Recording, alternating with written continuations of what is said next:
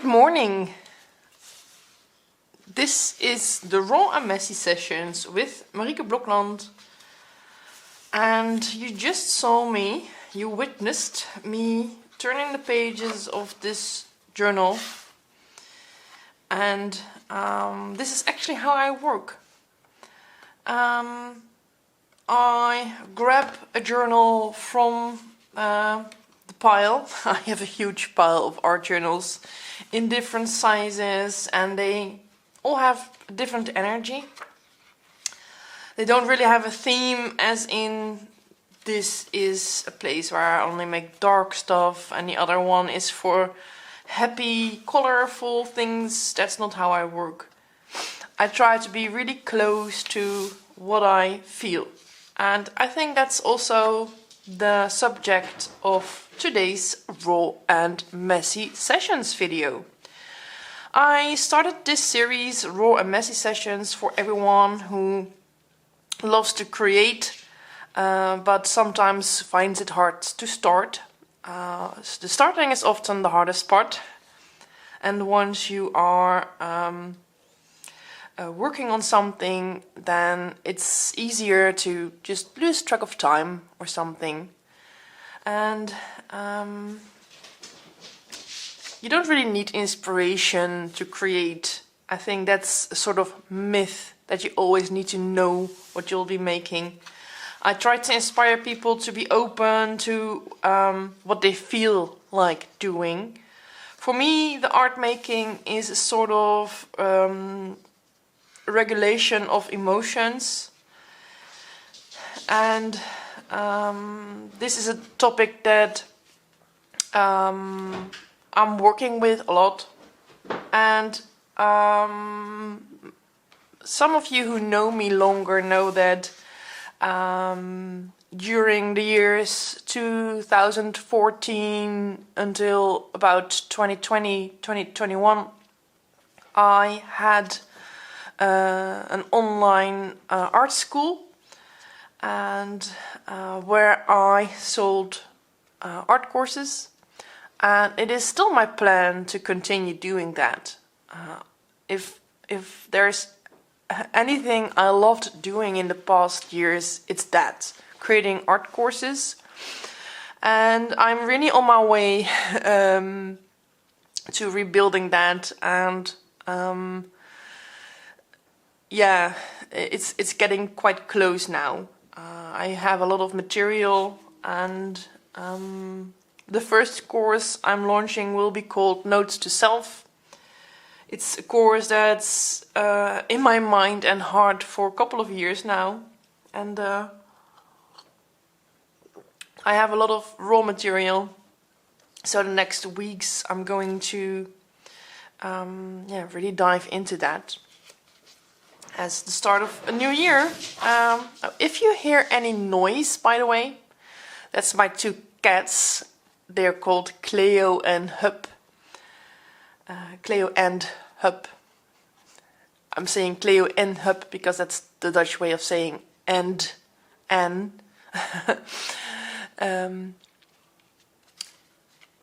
It's a Cleo as in Cleo from Cleopatra, but it's a guy. We thought it was a girl. It turns out to be a bloke. And the other one is called Hub. It's H-U-B-B.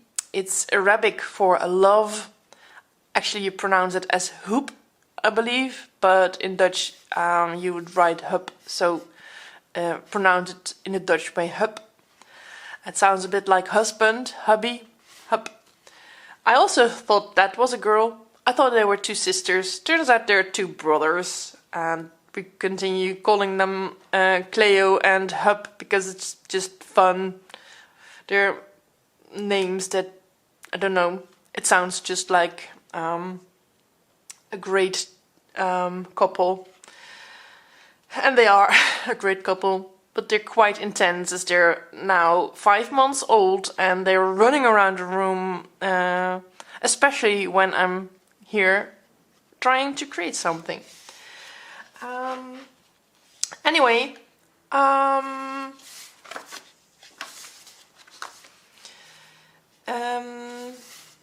yeah, the courses.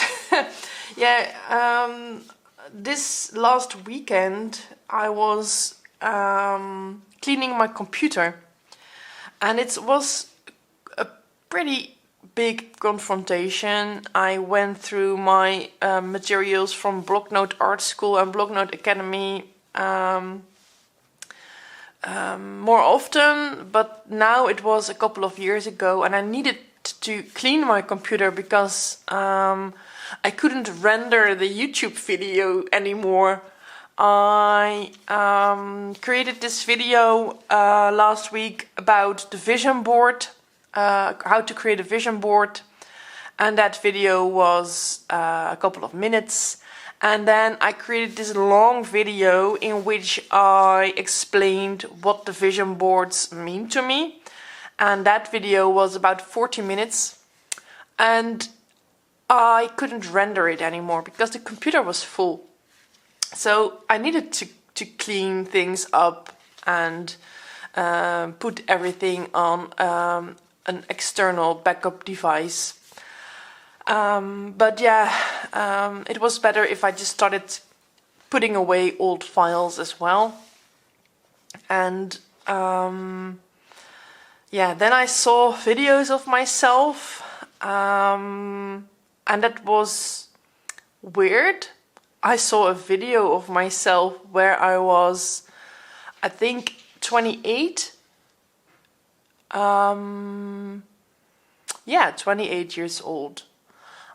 My daughter was one and a half years old, and I was holding her on that video, and I created a video for some Dutch channel.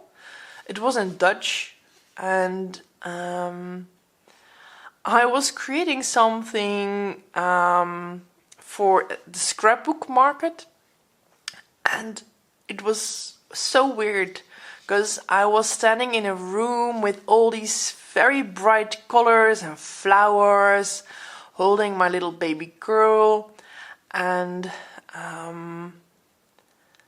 I said something like, "Hi, I'm Marieke Blokland and I want to inspire you," something like that, with a very high-pitched voice. And I found it hard to see and hear myself like that, as it, I know I didn't mean anything wrong. I was very genuine in the urge to wanting to inspire people, and that is heartwarming to see after like 16 years after creating that video. I still have that urge. I love inspiring people, period. But my approach to inspiring people is so differently, and it is weird that my energy has changed so much. I don't know if any one of you recognizes that. If you see things of yourself of 15 years ago, is weird. Like you don't recognize yourself at all. Who is this person? Who is this person? And for me, the difference couldn't be any larger. It's weird. I almost banned out all colors in my life. Everything here is black, white, and red. And yeah. It's not that I think that it's wrong, but I see a woman who is not herself, who's really trying so hard to fit in, and I don't have that anymore. Okay, I've already talked for 10 minutes now, and I didn't even create anything yet.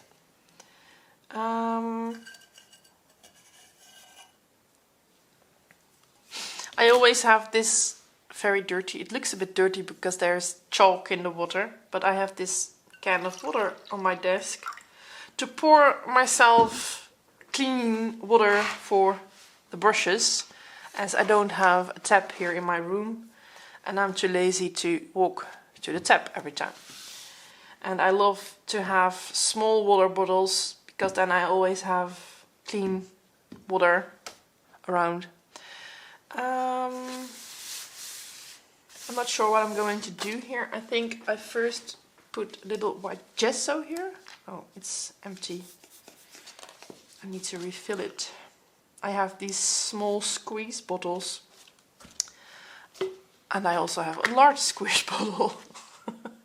And then I refill the small squeeze bottles with the large squeeze bottle. Oh. And you have to do that with care, else this will happen.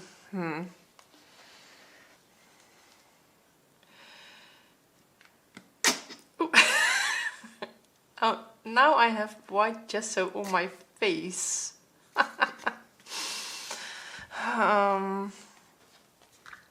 This is reality. This is reality TV.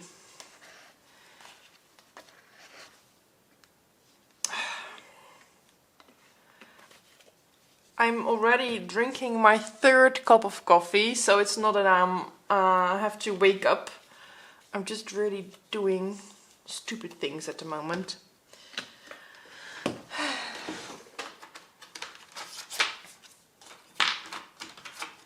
I grab a plastic card.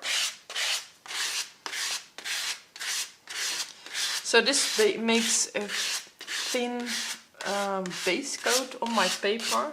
You hardly see it, but I love to work in thin layers, and sometimes these layers can be quite subtle. Talking about subtle, I had this journal, a square journal, and it had my old logo on it, and I covered the logo. And then I thought I didn't really like all the square pages anymore. They felt too square. And I started tearing little pieces of the sides on each and every page, but not in a regular way. Just I did it page by page and deliberately made different sizes. I did it with a ruler, so I just placed a ruler on top of the page and that teared the paper towards myself. And I got all these nice rough edges, and I really like that effect. It feels a bit like a junk journal with different sizes. If you don't know what a junk journal is, I have one here. This is a junk journal I bound myself. I used old scrapbook papers and old book papers in this one, and I love that the pages have different sizes. It's fun to play with. And this one has that too. While it is just a purchased journal, it's a bound journal by C. White of Brighton, and it has nice quality drawing paper in it. But I love how that turned out. Oh, now I lost the page. Oh, here.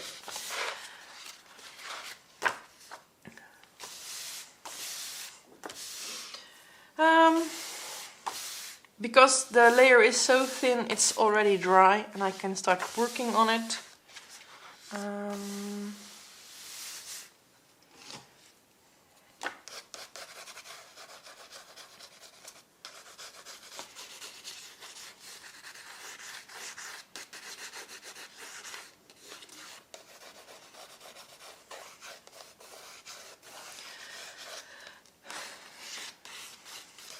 These days I try to be very loyal to how I feel and allow everything to just be.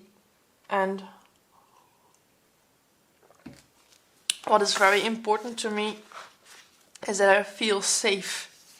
And that sounds big. It is big. I think there's nothing bigger than feeling safe. It's like the first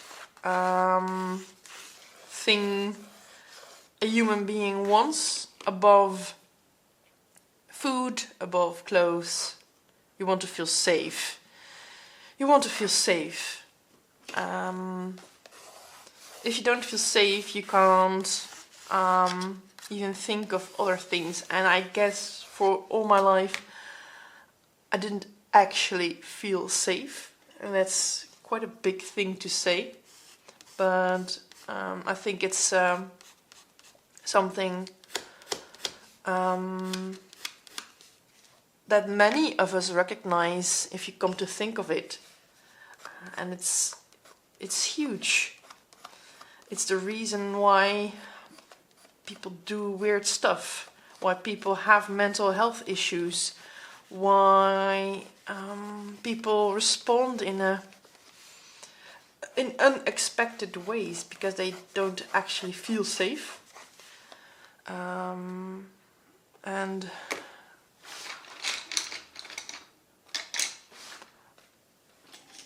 if you grow up in an environment where you're not actually safe, you don't sometimes even know how that feels like. You don't even know how that feels like to actually be safe. And I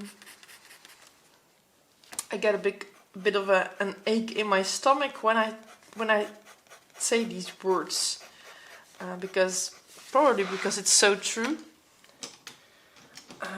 If you find this hard, by the way, that I'm this open, then this might not be your channel, because this is really what I want for myself and for others, to find a certain truth for yourself. And yeah,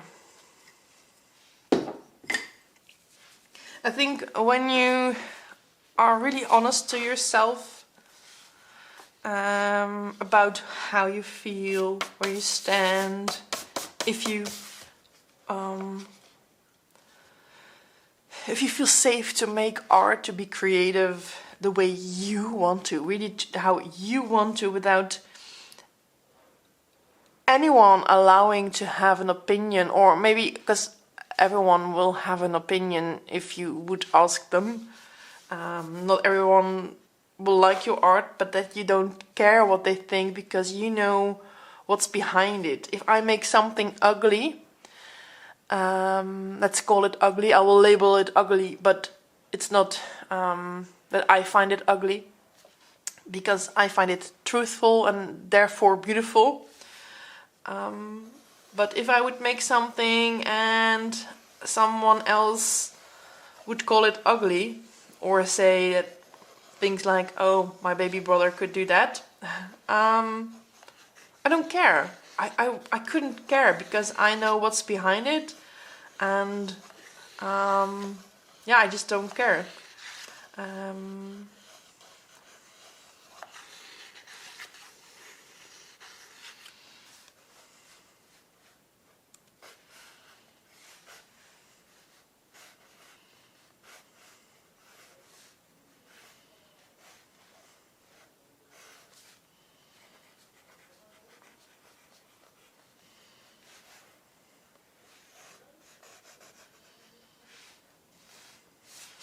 Okay, maybe you noticed that I was silent. I couldn't, because if I allow myself to just draw a thing like this, I can't talk, because this is so open to what my hand is doing at that moment. I don't even think, I can't think doing stuff like this. I just feel the urge to draw a doll here, but if I start to think of it, then it would look too polished. And I love to just allow to come out whatever needs to come out. Okay, I'm going to cover this now, because I'm going to do something with the watercolor here, and I don't want to the watercolor to bleed on the next page. Let me see. I thought I had some baking paper, but apparently not. Oh, here. This is just baking paper. Do you call it baking paper in English? You know, the paper you put underneath a pizza or cookies when you bake and put it in the oven.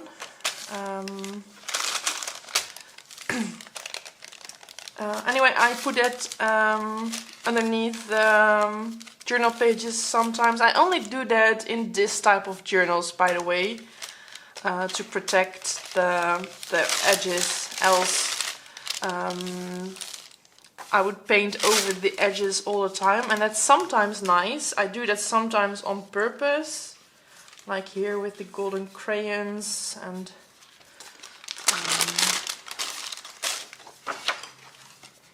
you see it here with the stripes, the black stripes, they continue over the sides towards other pages, and I really like that.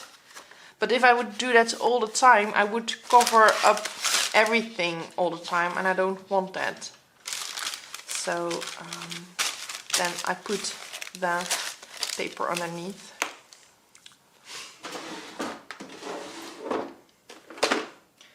I don't use a lot of watercolors in my journals, but I do love the textured granulating Daniel Smith colors, and I especially love this one. This is called Lunar Black.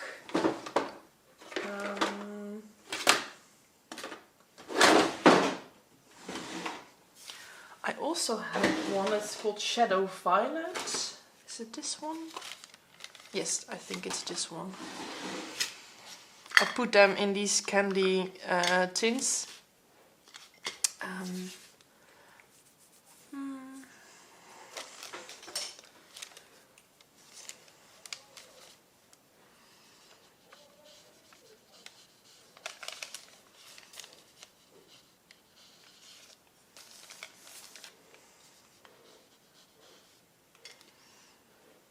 Maybe it's not shadow, it is Shadow Violet. The Shadow Violet is a bit purpley.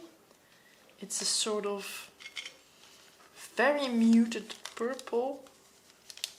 A shadow color. That's probably why it's called Shadow Violet. Sometimes things aren't that hard.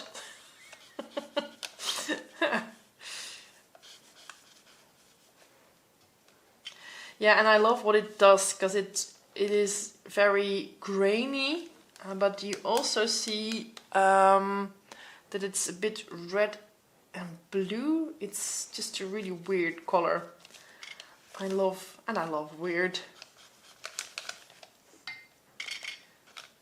And I think this color really matches metallics like gold. It has this earthy vibe.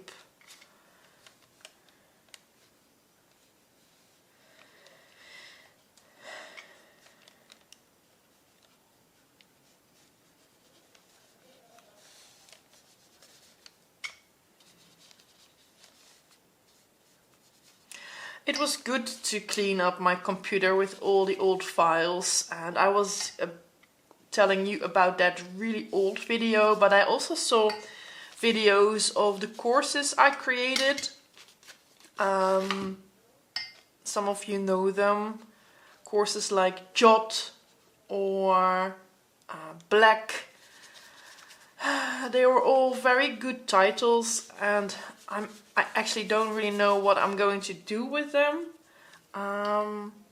Because some of the materials I created in the past is just really good, and I now know why everything that happened to me happened. It's really personal. I think it is not the material. I think I made quite good things actually, but I could never be really proud of the things I made. I always felt not good enough. I wanted to make better things. It always felt not good enough. And it's not that I necessarily was overcritical there. Of course, that's part of it. But I think in a way my brain was just programmed that nothing I ever did was good enough. Like nothing. And it took me years to understand where that was coming from. And during those years that I was at my lowest, I did create a lot of art. Create many art journal pages, and I vowed that if I would ever get out of that dark place, I would spend the rest of my life helping others, doing exactly that. And I think this idea really gives a total new vibe to anything I do. And I still want to make fun art courses and fun art classes, because the Notes to Self class that I'm now working on is a lot of fun.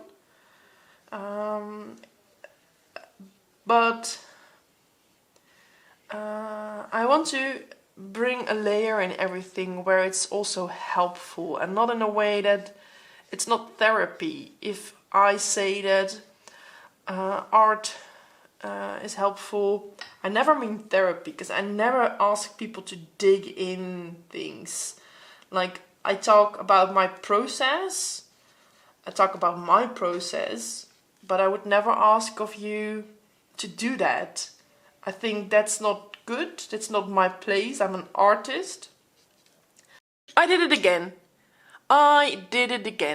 I was creating, and every time when it hits, I think it's 27 minutes, every time I do that, and I look up and I see it stopped recording. And that's not really an issue, because I can just continue working. But the problem is, I don't know for how long it wasn't filming. So I was in the middle of a sentence when I found out that I wasn't recording. But I don't know exactly what you didn't hear.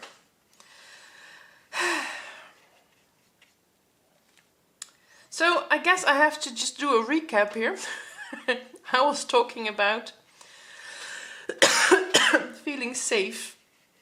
If you feel safe doing... Oh, I was talking about the pasta.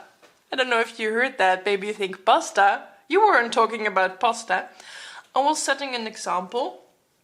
I was telling, let's say I cooked a pasta and I serve you the pasta and you say, it's too salt, or it needs more oregano.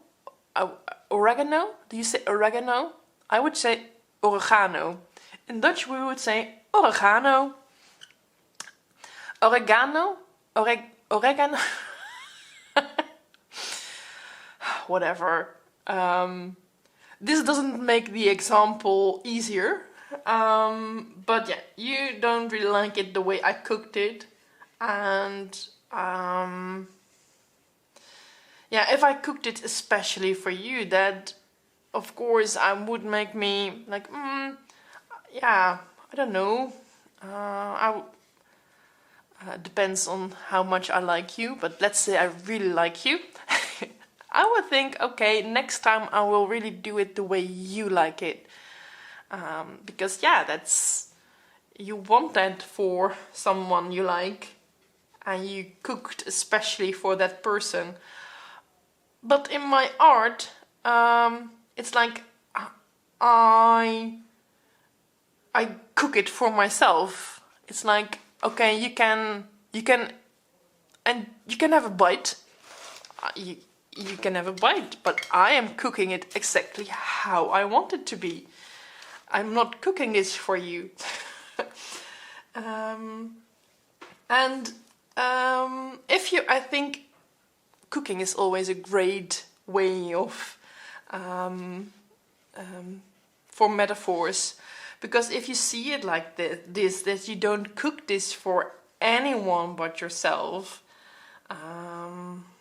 and it's not even about the meal, it's about enjoying the cooking.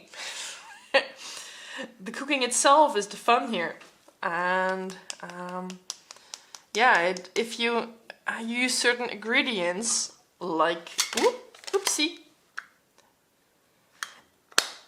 like Shadow Violet. Shadow Violet is almost like the garlic. It's just you can just, it makes something delicious instantly. I only added a bit of Shadow Violet here over something that's, I don't know, I wasn't really thinking when I created this. It does need some more contrast, because now it's a bit flat, so I think I'm going to need more details here, but I first need to dry this, else I can't continue. I always use my heat tool for that. It's a really old one. I think I have this one for 10 years. It's a Ranger heat tool, craft tool. And I've always had multiple of these, because in the past I used to also give workshops, or host workshops. I don't know if you hear me. Is it too loud? I just continue talking. I don't care. It's the Raw Messy Sessions, people. This wasn't made for I don't know, inspiration. It's just me doing something for myself, and I'm cooking for myself here. And you are allowed to taste it. And I hope you're cooking your own things now. When I create the courses, the e-courses, the art courses, of course it's differently, because then I am really creating to teach you things. But the Raw Messy Sessions, I just wanted to be online again, be present with my art, and inspire you to create. That's really all. And then meanwhile I'll just ramble about something that's on top of my mind, and at the moment that's really the honesty towards myself, feeling safe, being me. Yeah, it's all processes, I guess. And I've always used art journaling for that. Oh, if you see this really nasty stain on my hand, I'm sorry, it's looking really dirty. I actually tried to avoid it by putting my sleeve on it. I burned myself cooking during Christmas. I was putting something in the oven and I didn't have something ready to protect my hand, and I just had to quickly put it back in, and then I burned myself. It was so stupid. Okay, I think we're going to have company soon by a curious hub. Oh, no, he's turning around. False alarm, false alarm.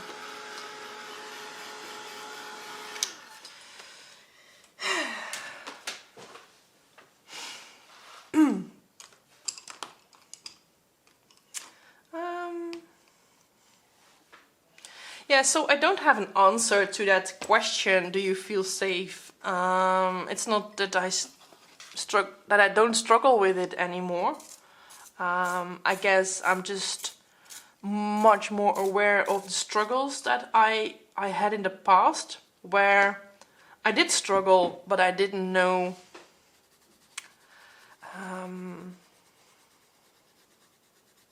I just didn't know what I actually was struggling with. So I think that's also the reason why I am so moved, touched by seeing those old videos, that I see a woman who is struggling. I know I felt shy, insecure, not good enough, like never good enough, and I made the videos anyway. When I come to think of that, that's already quite brave actually, that I did things anyway, even though I felt not good enough.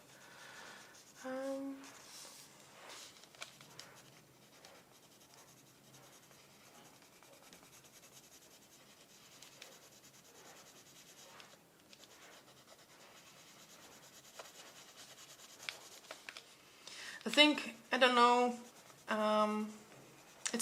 it's an issue for many people.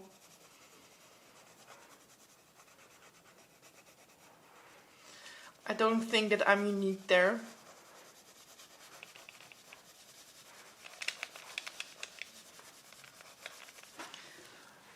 But I do notice that every time when I address certain topics that I am struggling with, or I used to struggle with, that many of you guys respond to it. You recognize things, and then I always know that I'm on the right path. Because that's what I want. That's these days my how do you say that, motive. I don't know.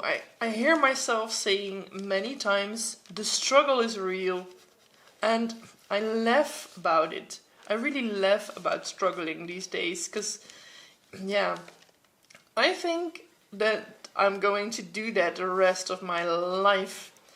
I am someone who struggles, and I think recently I just decided to enjoy the struggling. Like, I don't think that there will be a day without struggles. I don't. I don't think that there will be a day without struggles. There's always something to struggle about. And I started to notice that I do that. I mean, it's like, yeah, maybe I am a bit of a drama queen. If everything is right, I will find something to struggle with. But I start to see that it's an urge to become better at things, there's always so much to improve, and I think that's once you start seeing that that's just part of being human, then the struggling also becomes less hard. And I'm saying that from a place I know how big struggles can get, so it's not that I think it suddenly becomes easy. We all have our stories. Yeah.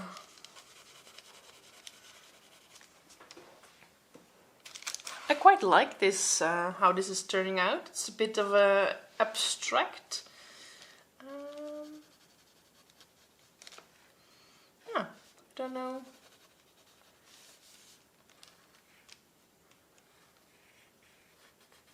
I wasn't thinking while I created this, so I don't know what everything means, but there is some kind of thing here. It's a bit rope-like.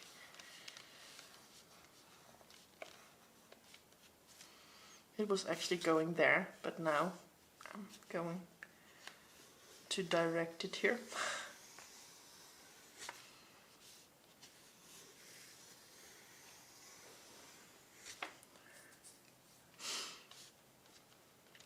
I don't know what it means.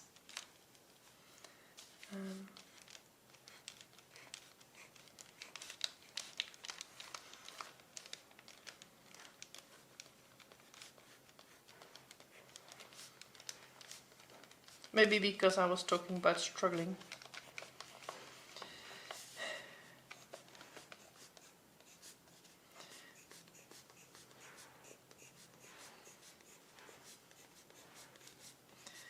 I think it's about connection or something. I don't know.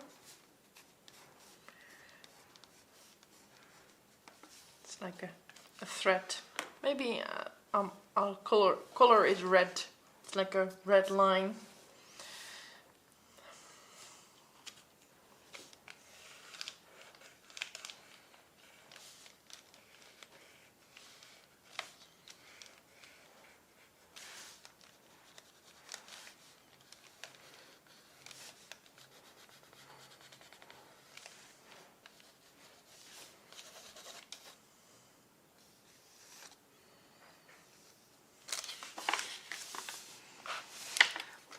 That's something that I love to do, to turn the page again and then see if I can do something here that when you later turn the pages of the journal and you come to this page, that this is already doing something. So I wasn't thinking about it when I drew this, but now I see that this has some kind of blocks here. So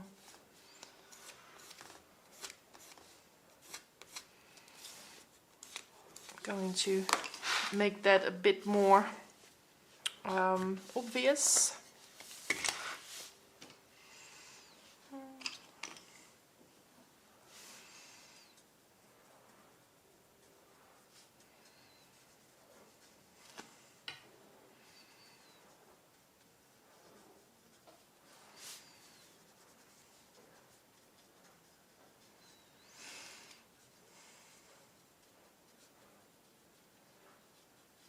I'm really looking forward to launching art courses again, by the way. I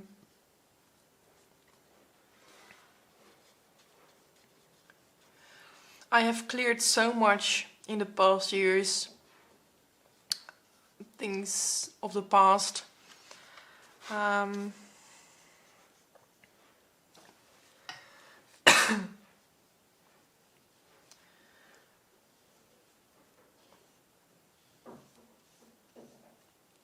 Yeah, I don't know about you guys, because I can only talk for myself. But I sometimes feel sorry for myself, and I don't think that that's necessarily a good thing, because I don't want to. I'm not a victim, but I do sometimes feel sorry for myself. For example, when I see old videos and I see myself struggle, that I wasn't in a way allowed to be myself ever. And I think now as a mother also I try to be really aware of, because I will make mistakes as a mother. I think every parent makes mistakes. I don't know if you guys have kids. Some of you will not have kids, and this is just because I don't assume that you have them or anything, but it's just something that I'm aware of as a parent, that they can be who they are, that they can really be who they are, and that I just accept them exactly the way they are and love them the way they are, to avoid that. And that then I will probably make other mistakes, but at least they will not struggle with that. They don't accept themselves, because at least they know that their mother really loves and accepts them the way they are, just exactly the way they are. Because it is horrible if you don't feel like that. It's like all my life I had to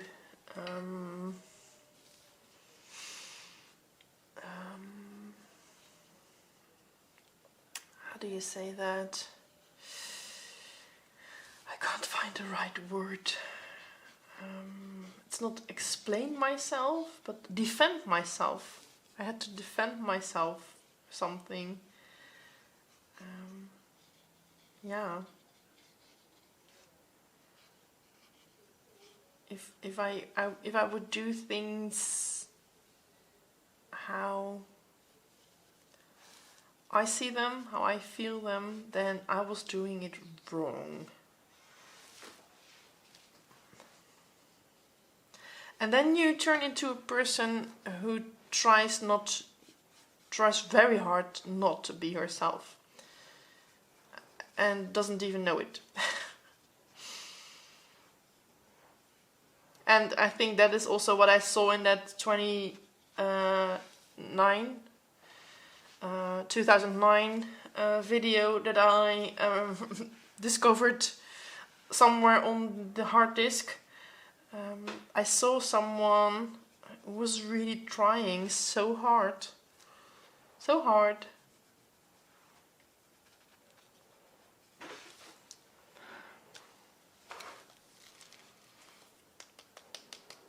It's a bit differently from what I've been making, because a lot of this is very graphical and black, white, grey, and now this has something muted again. I do things like this more often, so it's not that this is completely brand new. I think it needs some red details. And then I think I'll leave it like that for later, because I don't want to make really finished pages in these raw and messy sessions, because it's just me creating something at this moment, and sometimes I will draw things, sometimes I will doodle, sometimes I will make nothing, just scratch, because I think that's really the bottom line of everything I do. I try to be open to what I need at that moment, and I think that has to do a lot with feeling safe as well, because if you, for example, this is a technique, and I think I'll finish after that, because I'll allow this to dry completely before I add more details. If you want to see what I'm creating, if I will finish this anytime soon, I really don't know, but maybe I will.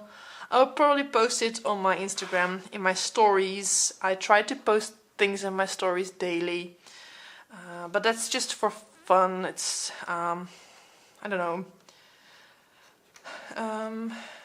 Lately I'm a bit annoyed with Instagram, to be honest, because I don't know, if I scroll on Instagram, sorry, I'm complaining. If I scroll on Instagram, I often see sponsored message, maybe you will like this, and then someone I don't follow, and then someone I follow, followed by sponsored message, and then another suggestion. And I think I am following about 700 accounts, and why is it even making a suggestions to follow more people? Because I am already following a lot of people that I want to follow. So I'm annoyed by that. And I don't know how you guys do that, because I was searching for other social media platforms. I already quit Facebook because, yeah, Facebook. I really hate Facebook. I don't know, I used to love it. I really used to use Facebook so much. I really loved the Facebook groups, and I even used Facebook in my art courses because I thought it was fun that we could have this community. But over the years it just got too big, too crowded, too much input. So I started to love Instagram because it was a platform where I could post my art as just a stage without the interaction of Facebook. But yeah, just show what I do, and then people could respond to that. And then I could respond to the people that I follow, and I really like that. And I love the stories. There are some people who post daily, and I love following them.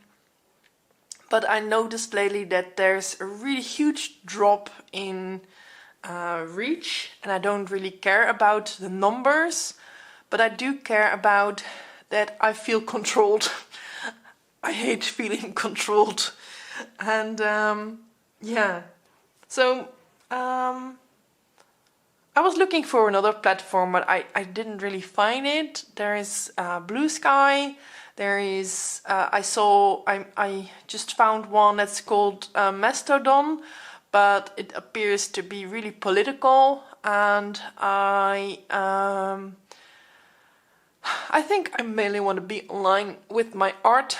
I do have an opinion and a vision, and I am open about how I see things, but I don't necessarily want to have political debates online. So yeah, for me, I already said that last year. I posted something that said that I was falling in love with YouTube again, and I still have that. I still feel that YouTube is the only platform where I can just post things the way I am, and then people will find me here who want to see it. Of course, some of you find me with the YouTube algorithm, you see me as a suggestion and you stick around. But I know many of you who watch this are just loyal followers who love my work and love what I do. Anyway, I promised you that this is the final thing for this raw and messy sessions, and it is really about maybe I showed this more often, but it's just something that I will probably repeat this for the next 20 years or so. But this is a technique I do when I really do not feel like doing anything, but I want to do something because I know that it is good for me, it's healthy, and I just start doing this. And this might look ridiculous. This it maybe does look ridiculous, but I just grab a pencil, and I especially love plain old color pencils for this. I start scratching, but I do this because it's regulating. It is. You see, little children who don't really have control over their cat drop. There was a cat dropping from a chair, but I could choose to sharpen the pencil, but I just grab another pencil, light gray. I don't know, you see little children do this who don't really have the control over their pencil yet. I do have control, but yeah, sometimes I'm in the mood for just, I don't know. I don't really even know how to label this.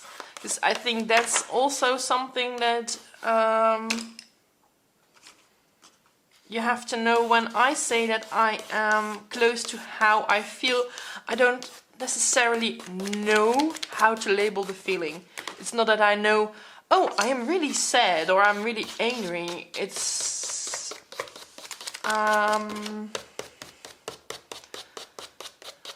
often that has to land, and I do find out by doing this, by feeling the energy that's there.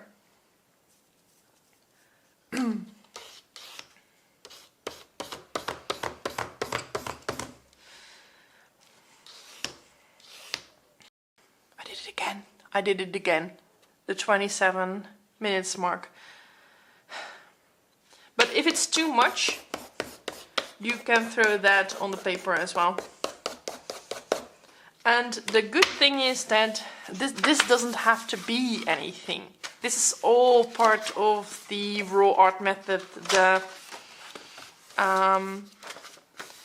It's being open to senses, to whatever is there. And then later, I'm now showing you because I want to prove the tip is full. I want to prove that it's true. I want to prove myself here. I grab a little bit of white gesso. Oh, a little bit of white gesso. And I can always cover this.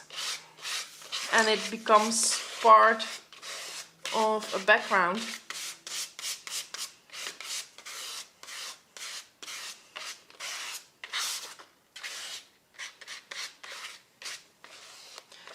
This is not really a very good white gesso, by the way. I think it's of a cheaper brand. I don't know what brand it is, because I had these empty bottles. The bottle is by Amsterdam Talents, Amsterdam. But I don't know which gesso is inside, because this was an empty bottle and I filled it. I actually think it's from Gesso by Talents as well. But it's not really that opaque. But I don't mind, because then part of the background is coming through.